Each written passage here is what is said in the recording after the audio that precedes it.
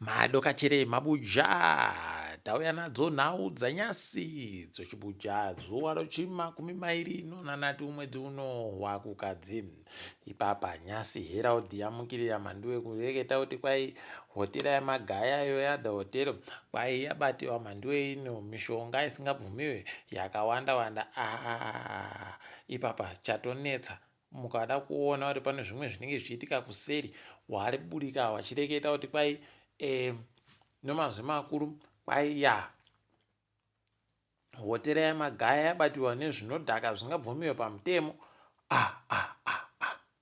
Wapedza wakunyora mukati manje kuti aiwa mishonga yokurapa vanhu vanenge waita masiki nezvimwe zvirwere mandiwe pano zvimwe zviri kuitika rekai tirambe takaringa. Ipapo watoreketa kuti kwai mukuru ari kusenza pahotera ipapo atoenda akabvuma nyaya yacho kumatarodzi mhosva. Imi rekai tione kuti zvinoperera kupi zvinenge zvakaringa sei. Tinoramba tichiringa tichikunyepai. Zeki papa yagototi vanhu kwai gorekai henyu kuringa nokuterekera zviri kureketiwa padandemutande kuti kwai tiri kutsvaka vanhu tiri kutora vanhu vari kupinda mabasa. Aiwa kwai tiri kutora vanhu vari kupinda mabasa.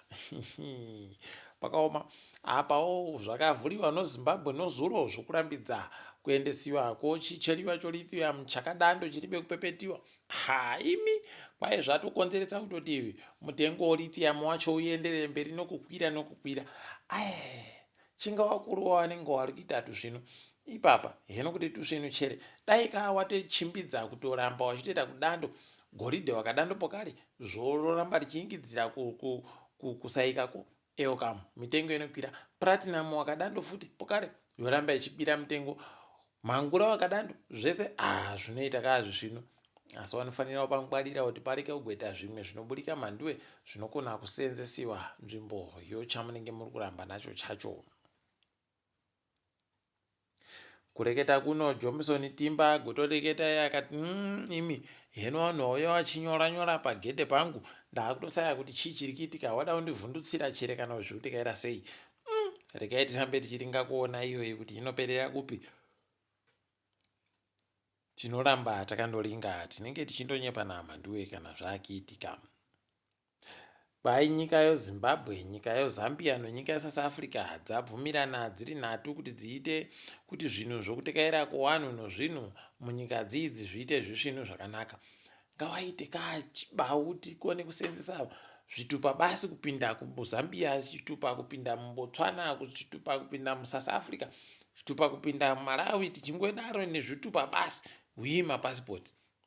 Rekai tione penu wachachinja heno penu wachazvibvumirana heno rekai tirambe takaringa tinenge tichinyepana. Kambani youngi inochera chicheriwa choplatinum kwai ipapa iri kutochema kutoti aiwa hurumende iribe kutipa mari yedu inosvika 100 mamiliyoni chairo kubva gore rapfuura yatagoboya pataiendesa zvinhu kunze konyika. 100 mamiliyoni mhanduwe umari wekuAmerica. Imi kaimi wakuruwa ungaite zvino mari yacho chinga wanenge wapo wanenge akiitisei idi zvakaita kuoma chaiko.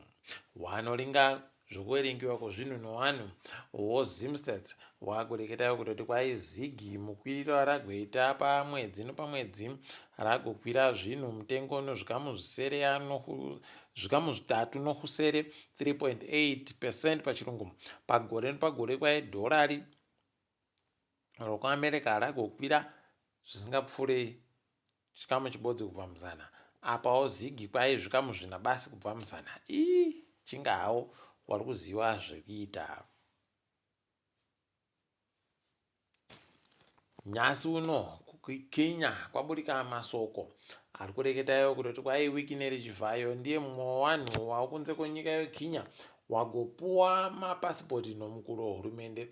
Waribe kuziva kuti chii chakaitika kana zvakatekaira sei kana kuti akaipiwei pasipoti yo. Heno mhanduwe rekai tirambe takandoringa kuona iye aribe chaareketa pokare wakuru wehurumende yekuKenya pari zvinhu wangu aribe chawatowareketa tikandongwa chete chibodzi aiwa munondoziva tinokamhanya nako kabhasikoro kunyepa imi. Ipapa iye chivhayo abva atoti inini ndiri chivhayo chaicho ndinovhaira, ndiri kuda kutovhaira nomirioni remadhora okuamerica randoda kuti ndipe wakomana wemutambo wekiriketi kuti wakasvika kumutambo kwavari izvezvi kwavari kutamba wachirakashiwa hawo.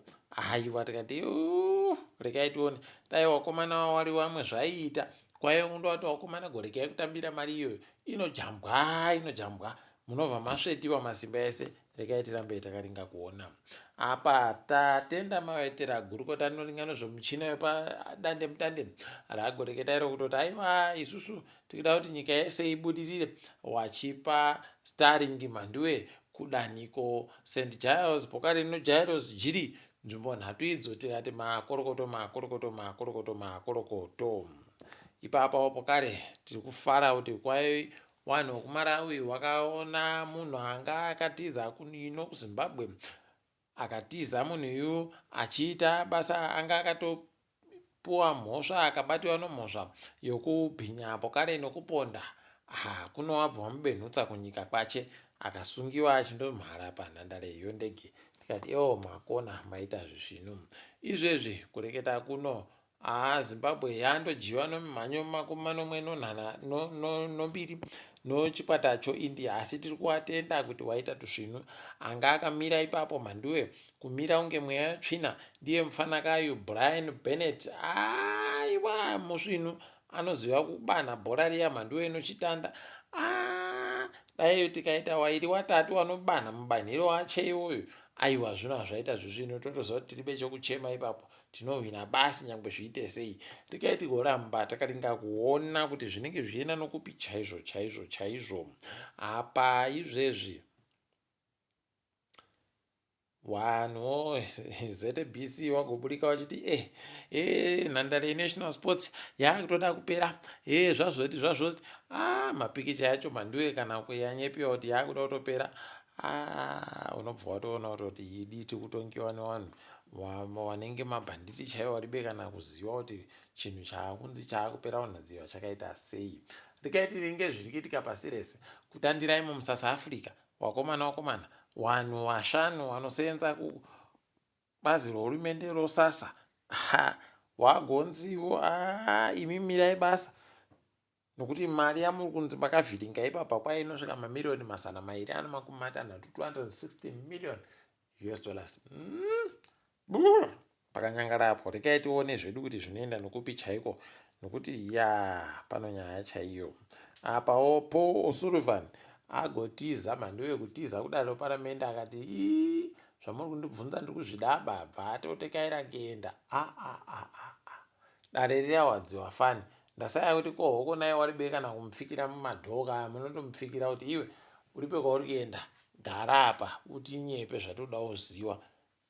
Regai tigoramba takaringa kuona kanzuro yeCape Town mhandu iri kuhadzisa vanhu vari kusaya ivhu iyo iri kutoita kuvhurira yobva yati takutengesera chera ano mari yache ngauye atenge.